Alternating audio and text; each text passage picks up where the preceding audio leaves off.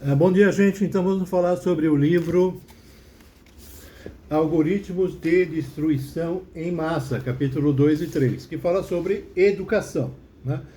A primeira parte, ela fala sobre um problema que acontecia, que acontece nos dias de hoje, né?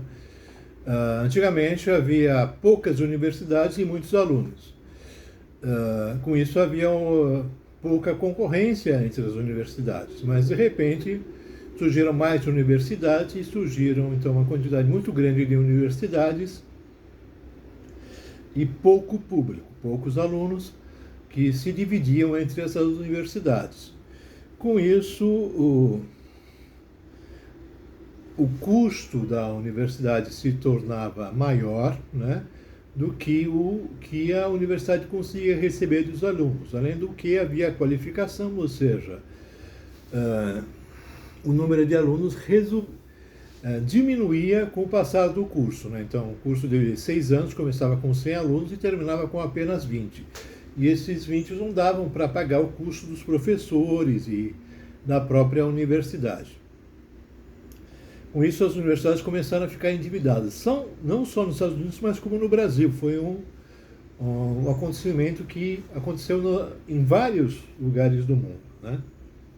Com o aumento das universidades e com a diminuição do público da mesma. Com isso, as universidades começaram, então, a ter uma concorrência maior, e essa concorrência maior levou à necessidade de buscar agências de propaganda para conseguir mais alunos, né, e pagar suas dívidas.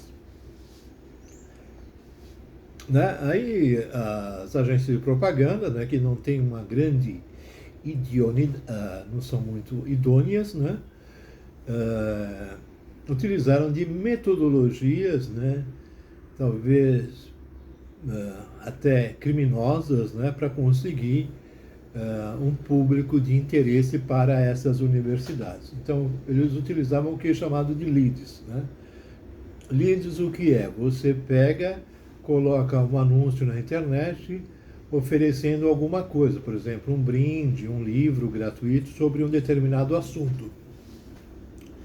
Aí, para a pessoa conseguir o livro, ela tem que fazer um cadastro. No cadastro, por exemplo, existe o nome da mãe, que é usado no Brasil para você ter acesso ao seu imposto de renda. Com isso, as agências de propaganda sabiam quanto cada pessoa ganhava e tinha. E com isso podia dar um grupo de clientes, oferecer um grupo de clientes já bem categorizados para as universidades, tanto no Brasil quanto nos Estados Unidos. Não é? Isso, de certo modo, é um certo tipo de estelionato, porque a empresa passa os dados, a pessoa se endivida para conseguir alguma coisa e, no final, não consegue aquilo. Né?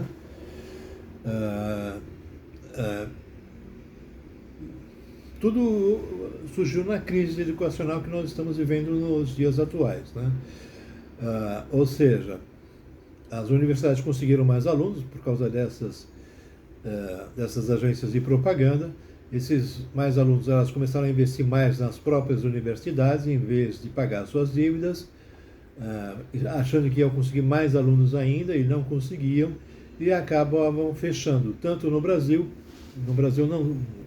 não aconteceu isso por uma outra razão, mas nos Estados Unidos. Com isso, a pessoa tinha pegado financiamento, hipotecado a casa, e quando não conseguiu completar o curso universitário, eles não tinham mais dinheiro para pagar a hipoteca, eram expulsos da casa, ficavam morando na rua, e com isso aumentavam os encargos sociais do governo, que tinha que ajudar essas pessoas que estavam em uma condição precária, e tudo acabou se tornando uma grande bola de neve que levou em 2008 a crise financeira, que acabou quase com a falência de alguns bancos americanos, né?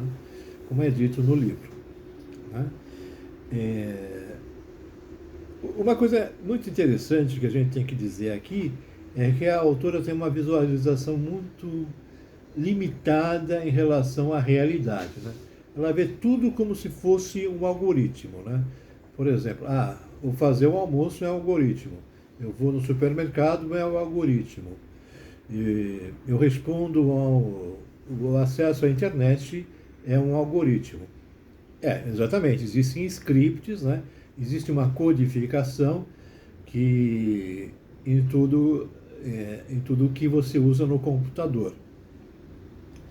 Agora, ir no supermercado, fazer um almoço, colocar isso como um algoritmo, você diz que não existe livre-arbítrio, né? Ou seja, não existe uma liberdade da pessoa. Tudo que a pessoa faz é baseado em um script, né? Como se fosse um plano divino, né? Isso até faz me lembrar um livro de Mário Lívio, Deus é Matemático, né? Um livro de mais de 1.200 páginas, que mostra claramente esse problema dos matemáticos de ter uma visão limitada do mundo, achando que tudo no mundo é ordem, não existe o caos, não existe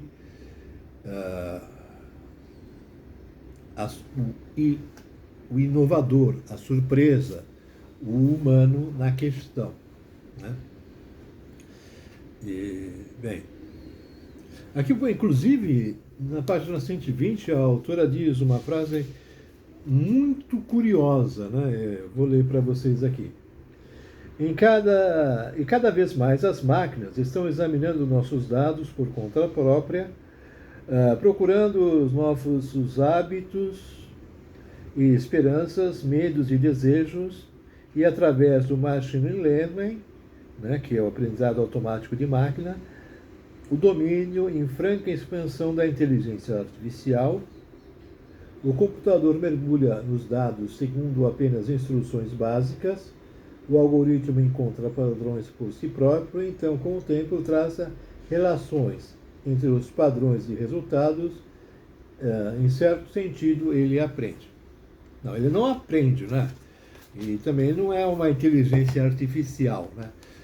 Scripts, algoritmos, são coisas fixas, né? Elas não mudam, não se alteram, não se desenvolvem, se aprendem, né? Elas simplesmente se ajustam. Existe um banco de dados, certo? Quando o banco de dados aumenta, o ajuste se torna mais preciso, né? É como, por exemplo, você vai no costureiro e manda para ajustar a sua roupa, né? A roupa não se tornou inteligente, ela só ficou mais ajustada por causa de você utilizar outros parâmetros, que não são os parâmetros padrões para a roupa. Ela se ajustou ao seu corpo, né? Mas não quer dizer que a roupa, de repente, se tornou inteligente só porque você ajustou alguma coisa, né? A mesma coisa acontece com os algoritmos, com a codificação do computador. Há o ajuste apenas, né? Não a inteligência. A inteligência é outra coisa, tem a ver com a consciência, né? Aqui, quanto à educação, ela fala sobre algo um pouco vago, né? Que eu vou esclarecer um pouco mais aqui, né? Que é a questão social, né? As universidades e também as escolas, né, deixaram de ser um órgão qualificador, né? Que então qualifica as pessoas para se tornar uma ferramenta de ajuste social, né? Vamos exemplificar isso um pouco melhor, né? Se, por exemplo, a professora for muito exigente e começar a reprovar muitos alunos, os alunos desistem da escola e vão para o crime, né? Com isso, ocorrem problemas, porque o governo tem que ter mais presídios, tem que ter mais policiais, tem que ter mais custos, e em vez de ter uma pessoa que ajude a sociedade, tem um elemento que prejudica a sociedade. Então, a escola deixou de dar nota simplesmente por dar nota, né? Mas sim tem uma responsabilidade em cada nota. Tem que haver inclusão social da pessoa, certo? Que é responsabilidade das escolas e das universidades, certo? E quando isso aconteceu, né, surgiu também um outro problema, né? Que as pessoas começaram a se tornar vítimas e se tornar extremamente infantis. Ninguém quer mais ser adulto, todo mundo quer ser criança, né? Você pode ver pelos candidatos à presidência no Brasil, né? Parece que tem 12 anos de idade, né? E também todo mundo, você vê o Donald Trump, na Rússia, o Putin, né? Tudo é criança, impressionante isso, né? Ninguém é adulto, né? E todo mundo é vítima. Eu sou vítima, né? Os homens são vítimas das mulheres, as mulheres são vítimas dos homens. E é um tema muito delicado, né? Porque existe muita violência, existe trauma, existem problemas sociais, né? Que estão envolvidos nessa questão. Existe até um livro do John White chamado Leniência da Mente Americana, né? Leniência é exatamente isso, a infantilização e a vitimização das pessoas, né? E o escape para a pessoa se tornar adulta, se tornar responsável, se tornar capaz, né, de andar pelos seus próprios passos, né? Mas é uma questão muito complexa, né? Existe hoje em dia, com as redes sociais, a perseguição das pessoas, né? Os repórteres são perseguidos, né? É tudo uma coisa muito complexa que tem que estudar de maneira muito clara. Mas a parte social da escola está num filme chamado Escritores da Liberdade, de 2007. Lá mostra uma professora sindicalizada, né? Que se interessa em dar notas e, se for o caso, repetir qualquer pessoa, e uma outra professora mais atual, mais politizada, que vê no seu cargo, na sua função, uma questão social que deve ser resolvida, né? Então, aqui a gente já se estendeu demais, falou sobre muitas outras coisas, mas eu novamente, né, pontuo essa questão. Algoritmos, né, programas de computador, né, podem até manipular as pessoas, podem até escravizar as pessoas, como no filme Círculo de 2007, que eu já falei. A pessoa fica escravizada pelo computador, né, e não consegue viver uma vida pessoal. Mas algoritmos não são inteligentes. As pessoas são inteligentes, as pessoas são maldosas, as pessoas utilizam-se de esquemas para prejudicar outras pessoas. E isso não é uma máquina, né, uma inteligência artificial que está controlando o mundo. Não é? São as pessoas que muitas vezes não são criminalizadas como deveriam ser, né? Então, é basicamente isso a crítica desses dois capítulos. Há muito mais o que dizer, eu vou falar no próximo vídeo, que vamos finalizar então esse livro. Então, até, tchau.